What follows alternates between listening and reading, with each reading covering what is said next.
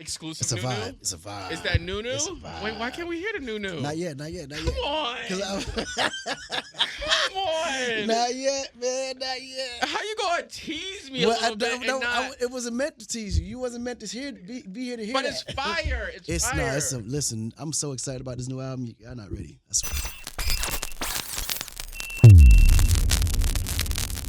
Yo, Akon is here. Akon, what's happening? Man, what's going on, big time? Bro, you've been doing this for such a long time. And I feel like people need to give you the flowers that you deserve, man. You've been killing it. You put out great music. And I feel like I just appreciate everything you do for like your culture and everything back home. Right. Like, how does it feel to do all of the things that you've done? Man, you know, what's crazy is I don't even realize half the things that I've done. Mm-hmm. And oftentimes I'm reminded by someone else because I do it and forget, move on to the next thing, right? So, because I always do it from a good place. So I never really do it expecting anything back in return. So those moments come and go. Yeah. To what's in front of me, then I find a solution and to keep it moving. You know what I mean? You don't ever sit in it? Just like, not to sit in it to like I brag, would like to. at... I just don't have the time. Oh. It's not that I don't want to. Some things I really want to be able to celebrate. I just ain't got the time to do it.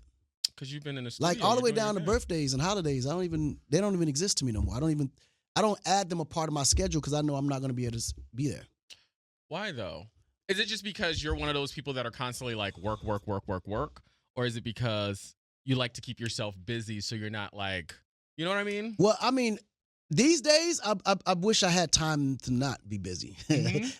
like prime example, like because the entertainment business that we're in, my life is a party.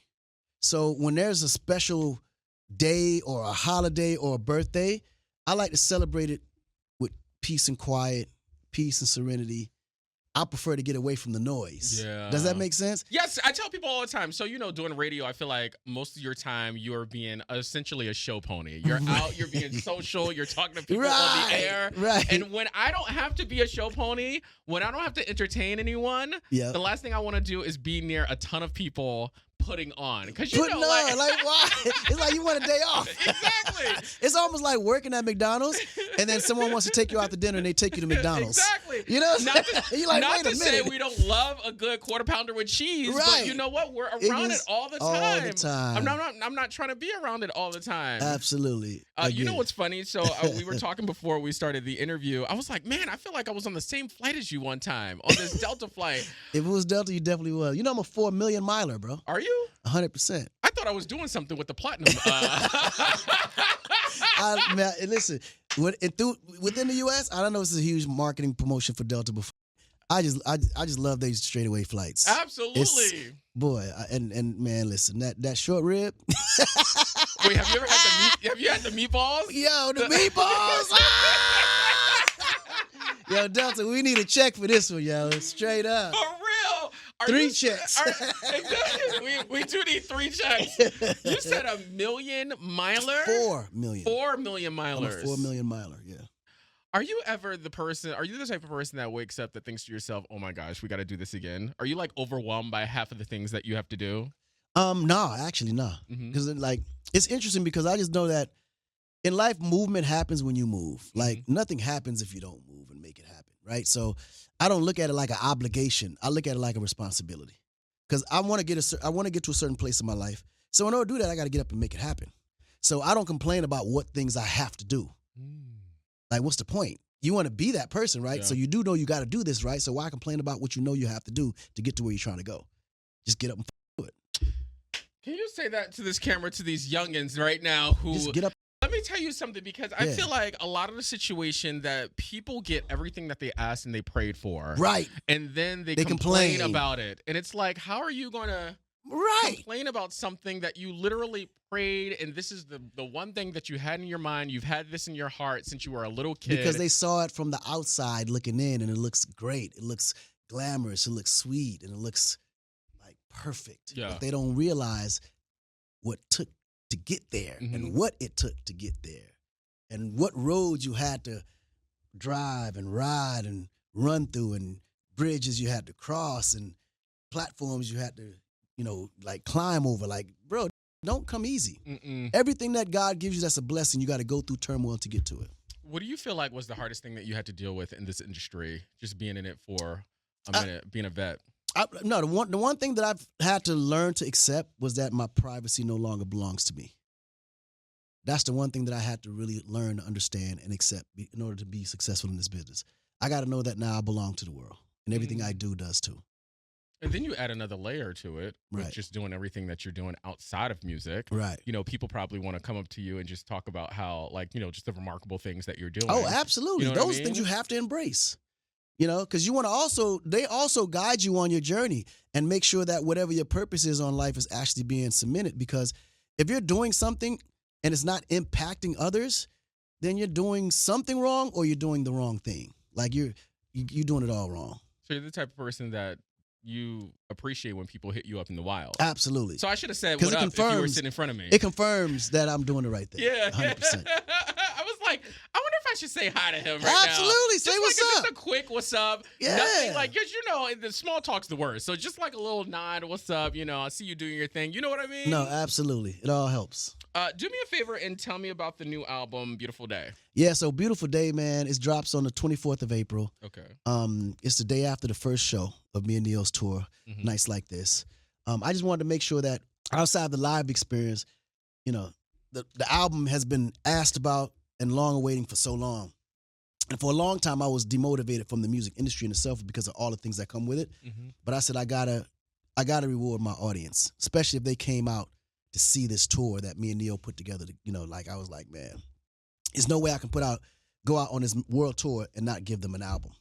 Akon, let me tell you, people don't have money right now. And the fact that people spend money to come see their favorite artist, that's to be huge. It's humbling when you think about it. And especially with our tour, like literally within weeks, it was sold out. So that shows that the support is massive. And that passion for what you do is still there. So I like to come bearing gifts. There's no way I'm going to come to that concert with everything that you sacrificed to gather all those funds that you probably been saving to come see me, and I don't have an album ready for you to take back with you. You know what I mean? You let me hear a little snippet, which I wasn't even supposed to hear. But I was like, come on, Akon, just play the full song for me. You were like, no, I can't hear it. You got to wait until April 24th, the new album. Well, actually, you can pre-save it now. Oh, you can? Or you just made me confirm what I was going to do. I thought about it, but I wasn't sure. But I'm going to go ahead and put it on even 2 weeks before the album comes out. Get out of here. So that way you can go ahead and get it before it drops. Well, you know what's so I just heard like a snippet of it, and I love the sound of it already. Would you say what I heard had a little bit of Afro beats in it?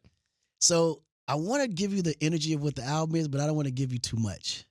But just know that it's probably it's going to be my biggest international album, hands down. Just know that this album it's an amazing. It's a feel good album, very celebratory. But more than anything, it's gonna fulfill you spiritually. Do you feel like you are reinvigorated after putting out this album? Because I see how you talk about it, and I see that you are genuinely excited talking about it. Right. Do you feel like it renewed your whatever it was about this music industry? Oh yeah, it did. Like this actually, the re-excitement that I've actually experienced is what prompted me to do this album.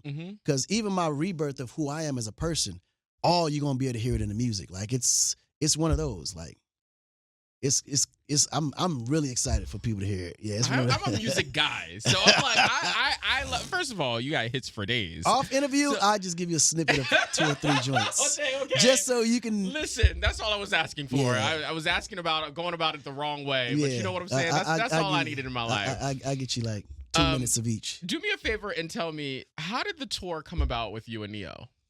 So basically, it was crazy. We both was about to announce our tour. I was going, and it was funny because we just happened to realize that we're both hitting the same markets. We're doing Europe first, then Canada, then the United States. And I was like, yeah, I'm about to go on this tour. We just like small talk. So what you about to, what you getting into? Yeah, man, I'm about to put out this tour. Me too. When? Yeah, I'm thinking about going out in April. Me too. Wait, mind you, this is a conversation back in October. I said, wait, what? So where you starting? I'm starting in Europe. Me too. Like, wait a minute. Same market. What's crazy is we got the same fan base on every level because every time I'm at a major festival, I'm just getting off the stage and probably headlining on a Friday, and he's probably coming in on a Sunday, or he's headlining on a Sunday and I'm coming in on a Friday, whatever. But we always find ourselves in the same markets, same festivals, same venues, literally passing each other by before, after our arrivals. And I was like, bro, we got it. What if we just came together and just did one crazy tour? We combined our songs, same stage, and we just rocked the house for like 2 hours. And then we used that as a way to promote our tour separately to go off anyway. Right. And we thought about it. We was like, hell yeah, this crazy ass night. I said, yeah, it's like this. That's why we just came together, came with the concept. We reached out to Live Nation, was like, man, we want to just do our together. And they were like, okay. They were like, because they was already combining legacy artists together anyway. Did they do the New Edition Tony Braxton? Yeah, they did. Yeah, that was super successful. They did Brandy and Monica. We watching all this. We like, we need to just go out and go crazy.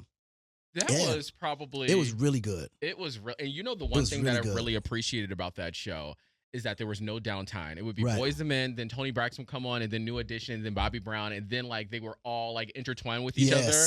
Like New Edition would sing background for Bobby Brown, and Bobby Brown like would they shared the stage. It was like it was really a moment. You know what I mean? So yeah, me and Neil, the same vibe. Like it's gonna be crazy though. What is your favorite thing about getting on stage and like seeing those people rock out to your songs? Yeah, man, you can see it, like the appreciation for it, like for the time and effort you put into that material. And to see how it affects them and how it impacts them, yeah, that's the best reward you can ever receive. Do you ever still get nerves getting on stage? Nah, I get excited. Do you? Me, the more people, the more excited I get. It's interesting because someone who's never like been on stage performing or anything like that, like what is the feeling that you get when you're on stage? You're about to hit your mark. You hear your cue. Right. Like, what are you feeling in your body, thinking at that very time? It all depends on the crowd energy. Mm-hmm. That would determine how you adjust how you feel. Right? Because you don't know how to feel, to be honest, until you step on that stage and then you hear the crowd and then you just adjust. And interesting enough, like for example, let's say hypothetically you think the crowd's going to be crazy when you come out, and then you come out there mediocre. You don't get nervous there. That's when you turn up. Okay. Because now the crowd has to feel your energy to become this. You have to bring them the energy that you're feeling and you have to give them that energy. Yeah, you have to draw them in a little bit. You got to draw them in, because I've seen some times where the crowd will be super, super hype, and then the artists come out and it's not that right. Then all of a sudden the audience, if you know, they kind of dwindle down and the energy goes away because the artist ain't giving them that energy that they're giving you, right? So it's the same thing. If you come out and the audience is not there, you gotta bring them there. You gotta take them there. Yeah. Take them through there. You know what I'm saying? Like, that's just how it goes. So that's why I said it depends on the audience, on how your energy has to be, you know, like pretty much like adjusted. You know what's interesting? I almost feel like being a performer is almost like being an athlete. No, it's literally like the mindset is like you got to have a strong mind, because a lot of people get broken down on that stage. And you can see like how a lot of these influencers that want to become artists, how they turn like them deers in headlights when the lights hit them and they don't know what to do. They just sitting there like stuck. Or they got to get super, super high just to get out there, and then they get out there and fall out on stage. Or have to take a ton of beta blockers. Don't know what to do. Right. Or have the most horrible show because you're like, what the that? Like, yeah. I mean, it's a real skill. Like, you know, that's why they used to have artist development when we was coming up to prepare you for all that. I don't think now, just talking to, let me tell you something. I feel like there is such a difference when I interview someone who hasn't been doing it for a while or didn't go through the whole artist development compared to like a veteran. Oh yeah, we can have a conversation. It would be 5 minutes long and it's yes or no questions, right? Yes or no answers. But like you get somebody like yourself, and it's like we are essentially. It's not even an interview. It's a real conversation. It's a real conversation. Yeah. It's wild when you think about it. When you get on stage, what is your favorite thing to perform? Oh man, it don't really matter. Like all my songs go up. Yeah. You know what I mean? I think it depends on the energy of what the theme of the concert is. Like every concert will have its own theme. Every, event will have its own theme. So depending on the theme will always depend on your favorites. Like if I'm doing festival style venues, then I'm looking forward to getting into my EDM and up-tempo records. Like I look forward because I already know that's going to hear sexy chick. I already know that's going to turn the crowd go crazy.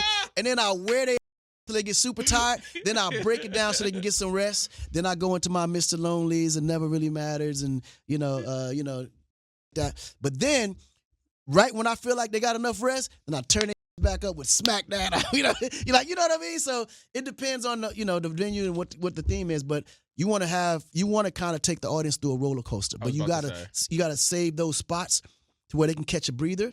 But then you hit them with those mid-tempo slow records that still where they can wave their phones back and forth and hit the lights and take videos, so they can get the experience. But then when you turn them back up again, ain't got time for none of that. Yeah. You know what I'm saying? I love to be taken on an emotional roller coaster when have I'm at to. a show. You know what I'm saying? Just an emotional roller coaster. That's how you know it's a good show. Straight up. And they're putting in work. I swear. So one of my friends was telling me, because we were talking about, I was like, I'm so excited. I'm interviewing Akon today. Right. And they were saying, ask him this story and see if it's true about your brother doing shows as you. Was that a thing? That was before social media. So that's true. It was true. That was a while ago. That was like my early, around my Locked Up days. Because Locked Up was such a big record globally. I would get like 10, 15 bookings a day. And we would take the highest bookings, but I was still a hustler then, so I didn't want to leave no money on the table. Like literally no money on the table. So I was like, okay, cool. I'm going to do this. Imagine if it's New York and LA at the same time. Yeah. And the numbers are really good. Okay, cool. You hit LA, obviously. But no, this is the worst. The craziest part, I got a third brother named Omar. He a bigger hustler than me. Omar was booking shows and wouldn't give me my cut. Yeah. Wait, what happened when you found out? I would find out. I'm like, wait a minute, I'm not in North Carolina. What? Look at it, and I see my brother Omar on the fly. I'm like, wow, this is crazy. So it got out of hand. I was like, no, we can't do this no more. Now it's affecting me. So was that the defining moment where you were like, Omar's making more money and not giving me my cut? That's when I said, okay, this got to stop. When I stop getting my cut, okay, game's over. No more playing. You know what? I feel like that is one way to keep it all in the family. Hey, it's keep it all in the family. Kept in my pocket, so it worked out. Before you go, of course, you got the tour. You got the new album that's going to be dropping April 24th. What else do you have coming up? Oh, man. So the new album, April 24th, beautiful day. Definitely make sure y'all get that. If we ain't here at that moment, just pre-save because it's available now. And definitely look at Even because we will definitely drop that on there for you guys. Obviously the tour, Nights Like This, me and Neo. I want to say we're going to be in the States like in June, if I'm not mistaken, right? Around that time. Well, just look on my Instagram at Akon. You'll see the schedule fully visible there for you guys to see. And then one thing that I'm super, super excited about is my girl group, Simeon. Okay, tell me about that. These girls, sisters, unbelievable. Like, we just dropped the record last week. It's called Sugar. Simeon, Simien. They're unbelievable. Like, you got to see these girls. They're the next biggest thing. I promise you. Just remember I told you that. What's interesting is I feel like we don't have any, like, hardcore girl groups anymore. Yeah. None. And it's left wide open. No, these girls they taking that spot. They're going to fill that space. How'd you find them? Ooh, I found them in Miami. I mean, we might as well use the platform and talk about Simeon right quick. We found them in Miami. Did you really? Yeah. They out of here. What triggered me was the fact that they were sisters. Because I had no idea. Like, first of all, it's hard to find groups that come from families where everybody's equally talented these days. It's always that one that everybody goes after. But these girls, they're all lead singers. And they all super beautiful and just talented, like great songwriters, producers. They all play instruments. Like, they're out of here. They're like the female Jackson 5 or no, Jackson they're 4. Next level. Get out of here. Yeah. So Simeon, their song. It's called Sugar. And it's officially out. It's officially out now. So look out for the EP. We're going to drop it at the end of May. It was a pleasure. Thank you so much. Man, you got it, my brother. I appreciate it. I'm living out my childhood right now. I appreciate that so much. Thank you. You got it, man. Absolutely.